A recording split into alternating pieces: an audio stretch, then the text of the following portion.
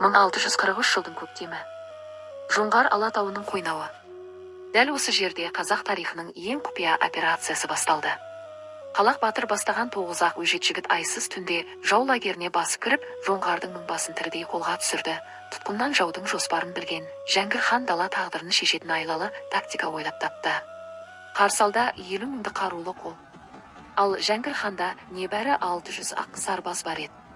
Шегінуге орын жоқ. Әскери тарихта тұңғыш рет оқпаны, яғни окоп соғысы дайындалды.